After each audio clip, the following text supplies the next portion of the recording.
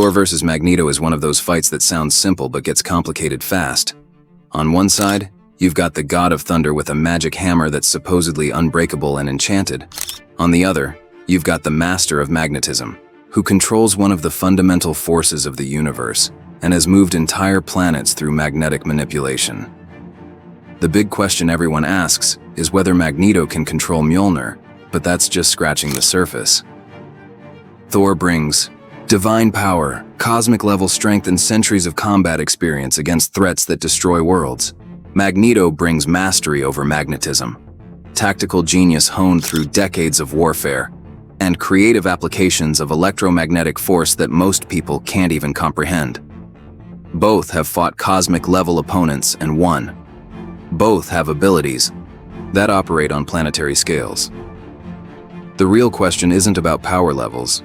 It's about whether divine magic trumps fundamental physics, or if mastery over electromagnetic force can overcome godlike strength and durability. What Thor brings to the fight. Thor's origin as an Asgardian prince means he was literally born into cosmic-level power and responsibility. The son of Odin, heir to the throne of Asgard, and destined protector of the 9 realms, his childhood involved training alongside gods and learning to wield forces that most beings never encounter. The banishment to Earth happened because young Thor was arrogant and reckless, starting wars over wounded pride instead of thinking about consequences. Odin stripped him of his powers and sent him to Midgard to learn humility and what it means to be truly worthy. This character development from selfish prince to selfless protector is what allows him to wield Mjolnir. The hammer doesn't just respond to strength, it responds to worthiness, as defined by Odin's enchantment. His role as protector of the 9 realms means facing threats that range from interdimensional invaders to abstract concepts given physical form. Thor's power operates on scales that put him firmly in the cosmic tier of fighters. His strength lets him trade blows with the Hulk at full rage, shatter mountains with focused strikes, and physically wrestle beings like the Destroyer into submission. Mjolnir serves as both weapon and cosmic artifact.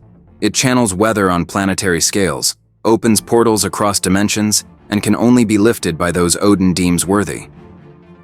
The hammer returns from anywhere in the universe and strikes with enough force to level cities or crack moons.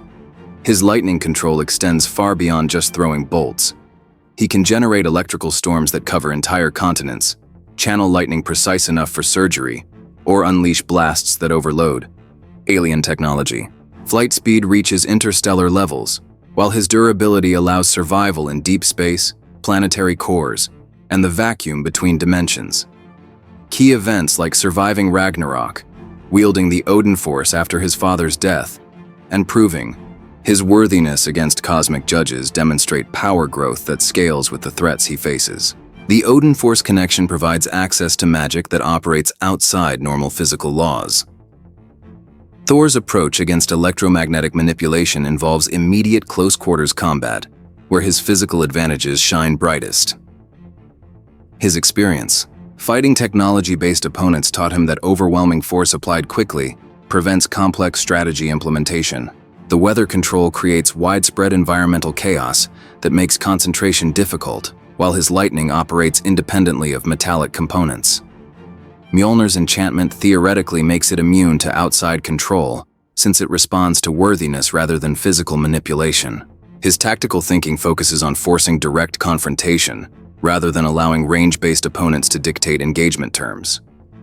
The divine nature of his power provides potential immunity to effects that work on purely physical or technological systems. However, his approach tends to be straightforward rather than subtle. Thor solves problems through direct application of overwhelming force, rather than complex tactical maneuvering. This could create openings for opponents who specialize in indirect attacks and battlefield control.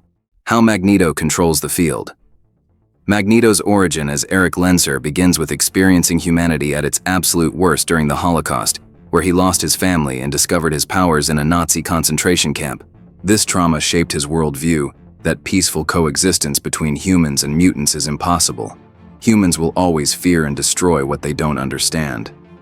His transformation into Magneto represents choosing strength over hope, deciding That mutant survival requires dominance rather than integration. The philosophical conflict with Charles Xavier highlights two approaches to the same problem. Xavier believes in changing hearts and minds, while Magneto believes in changing power, structures through force.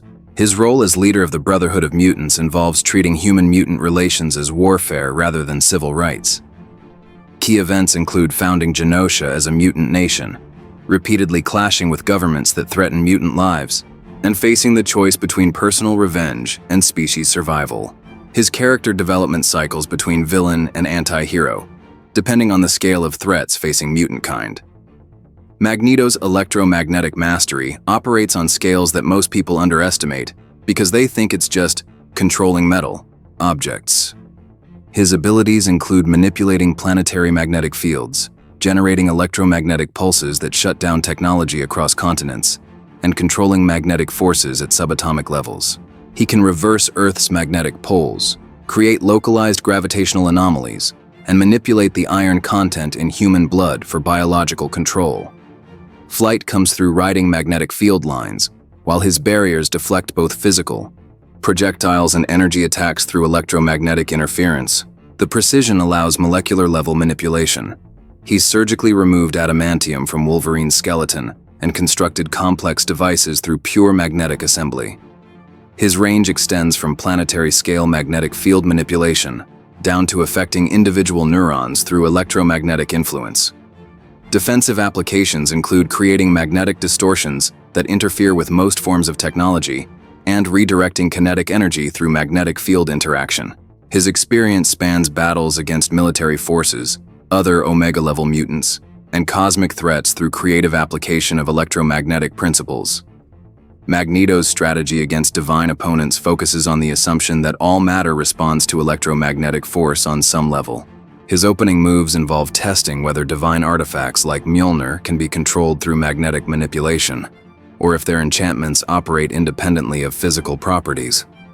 Environmental control becomes crucial as he weaponizes all metallic objects while creating electromagnetic interference designed to disrupt nervous systems and technological support.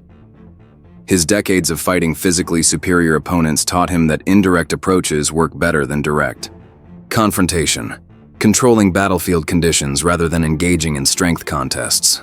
The key advantage lies in magnetism being a fundamental force that affects atomic structure, planetary systems, and most forms of technology that opponents might rely on.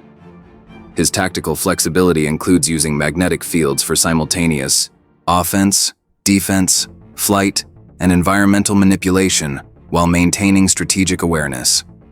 The question becomes whether his mastery over electromagnetic force can find exploitable aspects in divine power, or if magic operates completely outside the physical laws his abilities depend on. The battle. The fight opens with Thor hurling Mjolnir, while Magneto immediately attempts to seize control of the hammer through magnetic force.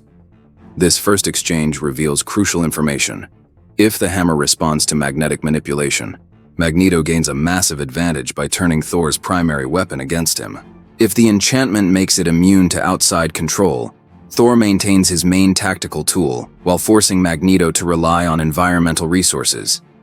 Thor charges forward at full speed while summoning lightning, testing whether his electrical attacks can penetrate Magneto's electromagnetic defenses.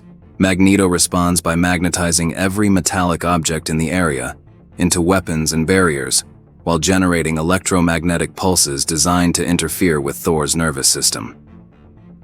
The environmental destruction begins immediately as their power clash affects electrical systems, metal infrastructure, and magnetic fields across the region.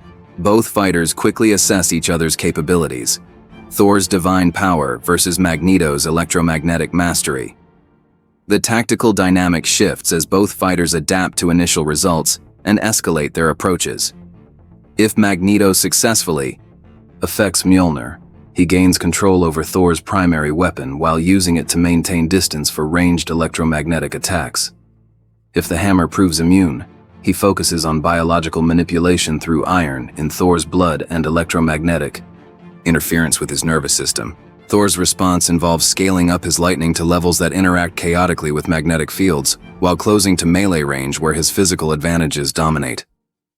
Magneto's battlefield control creates metal storms and electromagnetic barriers, while his flight capability provides three-dimensional tactical options. The key turning point involves whether Thor's Asgardian biology responds to electromagnetic manipulation the same way human physiology does, and whether his lightning operates through normal electrical principles or divine energy that ignores electromagnetic interference. Environmental damage reaches planetary scales as their abilities interact in unpredictable ways. The resolution depends on fundamental questions about how divine magic interacts with electromagnetic force.